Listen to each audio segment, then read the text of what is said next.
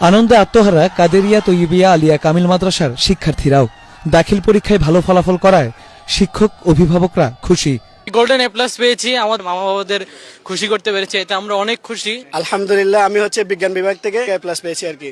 আমরা কাদিরিয়া মাদ্রাসার স্টুডেন্ট, আমাদের শিক্ষকদের অতি চেষ্টার ফল আমরা আলহামদুলিল্লাহ পেয়েছি, আমরা সবাই খুশি। এবং এখানে সাধারণ বিভাগের পাশাপাশি বিজ্ঞান বিভাগে অনেক উচ্চমানের পড়াশোনা হয়, যার কারণে এই ফলশ্রুতিতে আমরা আসলে এত ভালো ফলাফল করতে পেরেছি। পরীক্ষা যখন দিয়েছিলাম, পরীক্ষা হওয়া অনুযায়ী আমি নিজের একটা কনফিডেন্স আছিল যে আমি এ প্লাস পাবো ইনশাল্লাহ। এবং আজকে যখন রেজাল্ট দেখছি আলহামদুলিল্লাহ আমি অনেক খুশি হয়েছি আলহামদুলিল্লাহ। আমরা যে রেজাল্ট করেছি এটা আমাদের প্রত্যাশার অনেক বেশি। এই মাদ্রাসার প্রতিষ্ঠাতা তিনি একজন আওলাদ রসুল সৈয়দ মোহাম্মদ তৈয়ব শাহ রহমতুল্লাহ আলাই।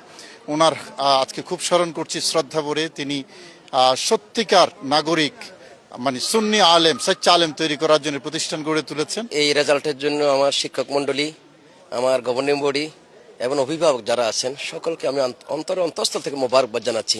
ভবিষ্যতে আরো ভালো রেজাল্ট করার আমরা আশাবাদী। আল্লাহ পাক কবুল করুন।